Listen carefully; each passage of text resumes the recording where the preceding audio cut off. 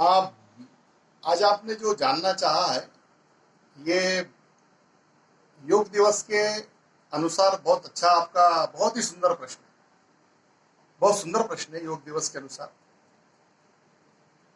कि योग के जो बेसिक बाइफरकेशंस कितने हैं, ये आपने जानना चाहा है कि कहाँ पे ये काम करेगा। और अभी जो हम समय देख रहे हैं, जो ये इतना सारा मार्केटिंग और इतना सारा जो ये प्रमोशनल समय हमारे सामने खड़ा हुआ है, इसमें हमारा जो भारत का 100%, 100% गोल्ड की तरह जो हर कसौटी पे खरा उतरने वाला जो हमारा पतंजलि योग है, वो इन सब में कहाँ ठहरेगा। ये जो आपका प्रश्न है योग दिवस के संदर्भ को लेके और योग के बाइफरकेशंस, तो let me put it very frankly and very bluntly also कि ये साधारण में दुनिया में लोगों के लिए तो ये इसके दो बाइफरकेशंस हैं। पहला, जैसे हम योग को समझते हैं, आजकल जो हम समझ रहे हैं कि ये भौतिक बाहरी शरीर के लिए है, फिजिकल भौतिक स्थूल शरीर के लिए है। और फिर जब इसमें हम आगे जाते हैं, चूंकि योग सूत्र, योग दर्शन, ये अल्टीमेटली जाकर के तो एस्ट्रल सब कुछ परम ब्रह्म परमात्मा से जुड़ा हुआ है, तो आधा हिस्सा इसका बाहरी है, भौतिक जगत के लिए, बाहरी शरीर के लिए, और आधा हिस्सा जो हम देखते हैं बहुत गौर करने पे, बहुत सूक्ष्म तरीके से, तो आधा हिस्सा हमको मानसिक लगता है, मेंटल चीजों से संबंधित लगता है, अध्यात्म से संबंधित लगता है, स्पिरिचुअलिटी से संबंधित लगता है। मतलब रिचुअल से स्पिरिचुअल हो जाना, योग की राइट फ्रॉम यम नियम, ये चार जो है, ये 8 4 5 और 5 जो मिलाकर के होंगे, और इवन आसन तक, आसन में तो असंख्यात हो सकते हैं, संख्या बहुत ज्यादा भी है। और फिर प्राणायाम, ये सब मिलाकर ये सारे के सारे स्थूल इस शरीर के लिए ज्यादा कंट्रीब्यूट करते हैं। सारे में विधियां हैं, रिचुअल्स हैं। और प्राणायाम के आगे है प्रत्याहार, धारणा, फिर ध्यान, समाधि तक। तो प्रत्याहार से जो भी है वो सब स्पिरिचुअल चालू हो जाता है। प्रत्याहार में कोई रिचुअल नहीं है, कोई विधि नहीं है। यदि आपको इंद्रिय निग्रह करना है, अपने इंद्रिय संयम की हम बात कर रहे हैं, तो हम किसी रिचुअल में नहीं जा, कोई रिचुअल करके हम इंद्रिय संयम नहीं बरत रहे हैं, कोई रिचुअल नहीं कर रहे हैं, वो एक अलग बात, अलग विषय है। लेकिन उसके लिए जैसे अनुलोम विलोम कर रहे हैं प्राणायाम के लिए, आसन शरीर के लिए हम आसन कर रहे हैं, इस प्रकार से प्रत्याहार में कोई विधि नहीं कर रहे होते हैं। आप विधियों का निषेध कर रहे होते हैं, विधियों को रोक रहे होते हैं। इसी प्रकार धारणा में भी आप कोई विधि नहीं कर रहे होते, आप सिर्फ शांत चित्त होकर कहीं फोकस कर रहे होते हैं। तो ये जर्नी है जो भौतिक से स्थूल से सूक्ष्म की तरफ, फिजिकल से एस्ट्रल की तरफ, इमोशनल की तरफ, साइकोलॉजिकल की तरफ, विज्ञानमय की तरफ, आत्म आनंद की तरफ, परम ब्रह्म की तरफ, ये वहां की तरफ, स्पिरिचुअलिटी की तरफ, अध्यात्म की तरफ, ये वहां आपको लीड करके ले जाती है। तो योग दिवस का, जैसे आपका अब सवाल पे वापस मैं पुनः आता हूं उसी बात के ऊपर कि इतना सब ये कैसे होगा। तो देखिए, अभी तक काफी समय तक लोगों ने बहुत स्ट्रिक्टली योगासन को फॉलो किया है, और देश विदेश में सभी जगह ये छा गया है। शारीरिक सौष्ठव के लिए, फिजिकल फिटनेस के लिए, फ्लेक्सिबिलिटी के लिए बहुत आसन कर रहे हैं। ये प्राणायाम पर जाकर ये समाप्त हो जाता है। प्राणायाम के बाद जो प्रत्याहार का हिस्सा है वो स्पिरिचुअल हो जाने का होता है, आध्यात्मिक चिंतन का होता है।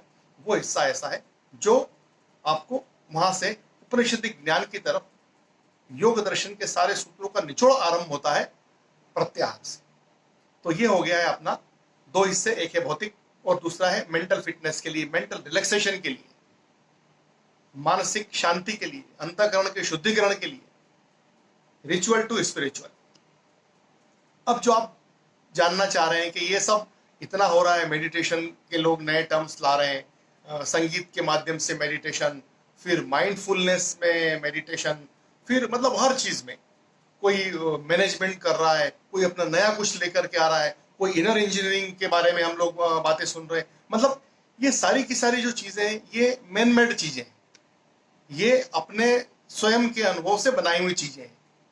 इनमें कहीं भी वो डिवाइन पार्ट, जो डिवाइन पार्ट होना चाहिए, the divine part of Vedas, because ultimately ये डिराइव तो वहीं से किया, it is derived from there only. Inner engineering कैसे होगा, माइंड मैनेजमेंट कैसे होगा, माइंडफुलनेस कैसे होगा? अभी आप इस पे गौर करें, देखिए कि दिमाग को फुल करना है, माइंडफुलनेस। जबकि मेडिटेशन में, ध्यान में, प्रत्याहार के आगे तो आप माइंड को रिलैक्स करके आते हैं, अंतःकरण को, चित्त के शुद्धिकरण करते हैं, मन का अंतःकरण का शुद्धिकरण करते हैं, उसको रिलैक्स करते हैं, एटीज करते हैं, पीस पे करते हैं, मेंटल पीस इंश्योर करते हैं, स्ट्रेस रिलीज करते हैं, स्ट्रेस आउट करते हैं, तो उसमें फुलनेस। फिर वो इंजीनियरिंग की बात है उसमें। अभी इंजीनियरिंग तो इट्स ए टेक्निकल टर्म, ये engineering again it involves some kind of process, some kind of ritual. You are living the ritual. You are living the ritual and you are getting into the spiritual. So forget that. वो उससे भी नहीं हो पाएगा। फिर हो जाता है management. Management again, it's this word itself expresses a lot of stress. Management word express itself lot of stress. वो चाहे हार्वर्ड मैनेजमेंट हो, स्टैनफोर्ड में मैनेजमेंट पढ़ के आया हो, या कहीं दुनिया जहान की किसी विश्वविद्यालय का मैनेजमेंट हो। अभी माइंड मैनेजमेंट, मैनेजमेंट शब्द आते ही स्ट्रेस आ जाएगा, तो माइंड मैनेजमेंट नहीं होगा, माइंड रिलैक्सेशन होगा। उसको काम करना है, उसको कूल डाउन करना है। ये शब्दों से नहीं होगा, शब्द से नहीं होगा, किसी के बताया नहीं होगा, he can do, I can do, अभी ऐसे कर लीजिए, वैसे कर लीजिए, वैसे होगा ही नहीं। इसकी सारी रिचुअल्स को रोकना पड़ेगा। स्पिरिचुअल होने के लिए रिचुअल को रोकना पड़ेगा। अच्छा, कहीं खाली ऐसा भी बोल रहे हैं कि कुछ नहीं करना है, सिर्फ ध्यान लगाना है। कहीं का है कि ओम में ध्यान लगाना है, कहीं का कहना है कि फिर वो बीज में ध्यान लगाना है, एम बीज में ध्यान लगाना है, वो आपको पीस इंश्योर करेगा, मेंटल पीस, मानसिक शांति इंश्योर करेगा, फिर आप ध्यान में जाएंगे। तो अध्यात्म में हो जाना, आध्यात्मिक चिंतन में हो जाना, रिचुअल से स्पिरिचुअल हो जाना, उसके लिए आपको चाहिएगा एक कंटेंट। जैसे हम, एक छोटा सा उदाहरण है, हमको बंबई जाना है, बंबई हमको जाना है किसी डीड को साइन करने के लिए, एक कॉन्ट्रैक्ट साइन करने के लिए जाना है बंबई। बड़ा लंबा चौड़ा कॉन्ट्रैक्ट है हमारे पास। तो हम क्या करेंगे? हम अभी इलेक्ट्रॉनिक सिग्नेचर की बात नहीं कर रहे हैं, हम बात कर रहे हैं हमको जाना ही है। तो ये शरीर जाएगा। अब शरीर जाएगा मतलब ये स्थूल शरीर वहां जा रहा है और हाथ साइन कर रहा है, तो ये स्थूल रिचुअल है, स्थूल क्रियाएं हैं। लेकिन इसको ऑर्डर कहां से आया होता है? इसको ऑर्डर आया होता है अंतर्मन से। हमारे माइंड ने, हमारे दिमाग ने ये सब प्लान किया हुआ है कि चलो भाई वहां चलना है, तो आपको सशरीर वहां जाकर उसको सिग्नेचर करना पड़ेगा, फिर आपका वो काम होगा। ये है आपके शरीर का जो ये पदार्थ में शरीर, इसमें जो ऊर्जा है ये वहां तक गई, लेकर के वापस आ गई, ये एक प्रोसेस हो गई। अब आपके वहां जो करने के समय जो कंटेंट था आप में कि कितना लेन देन था, वो सब बराबर है, तभी आप वहां गए, तभी आपने वो समझा और उसको सिग्नेचर करके, साइन करके उस जॉब को, उस असाइनमेंट को डन करके आ गए। तो कंटेंट था। किसी ने ये नहीं कहा था कि वहां ऐसा डीड साइन हो रही है, आप भी चले जाइए करके आइए ना, कंटेंट था। यदि कुछ खरीदना था तो पेमेंट करने के लिए पैसा था, कुछ लेना था तो उसके लिए धन था। ये एक भौतिक स्थिति की हमने बात की। इसी प्रकार से ध्यान के लिए, प्रत्याहार से आगे जाने के लिए, किसी भी प्रकार की चीज उसमें डालने के पहले उस विचार में, मस्तिष्क में, सूक्ष्म अंतर मन में जो सबटेल है, जो दिखाई नहीं दे रहा है, मन कैन नॉट बी लोकेटेड। तो यदि लोकेट नहीं हो सकता है तो उसका मैनेजमेंट नहीं हो सकता है। लोकेट नहीं होगा तो कोई रिचुअल वाली इंजीनियरिंग नहीं हो पाएगी। लोकेट नहीं हो पा रहा है तो उसको फुल भी नहीं कर पाएंगे आप। तो वहां तक क्या जा सकेगा? वहां तक जाने की क्या तकनीक है? सिर्फ यदि शब्द से ही बोला हुआ चला जाता, सिर्फ प्रवचन मात्र से बोला चला जाता, कि मैंने कहा और आपके पास चला गया। यदि ऐसा होता तो हमारे ऋषि मुनियों ने इतना सारा काम उस मंत्रार्थ को, उन मंत्रों को, उन छंदबद्ध करके 13 प्रकार की प्रणाली से उसको कंठस्थ करके, आत्मसात करके अपने साथ नहीं रखा होता और इतने हजारों हजार वेद मंत्रों का निर्माण नहीं किया होता, उनमें वो सूक्ष्म तरंगों को नहीं डाला होता, उनमें उन स्पंदन को, उन वाइब्रेशन को स्थापना नहीं की होती।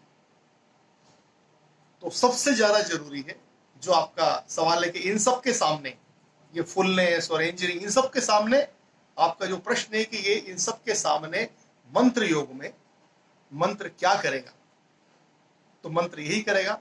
मंत्र में ही वो शक्ति है, मंत्र में ही वो शक्ति है, वो ऊर्जा है जो जाकर पदार्थ के हर छोटे से छोटे मॉलिक्यूल, मन मस्तिष्क के अंतर्मन में उस सूक्ष्म तक, उस सबटल तक पहुंच के उसको वाइब्रेट कर सकती है, उसमें वो कंटेंट उत्पन्न कर सकती है कि अब आप तैयार हैं, अब आप तैयार हो गए हैं प्रत्याहार के बाद धारणा के लिए और ध्यान के लिए। अब आप में ध्यान के लिए योग्यता प्राप्त हो गई। एक बार मैंने पहले अपनी किसी बात में कहा है कि मॉडर्न साइंस जैसे कहता है कि healthy mind lives in healthy body, but the Vedic science says other way around. Healthy mind lives in a healthy body. It's a modern science.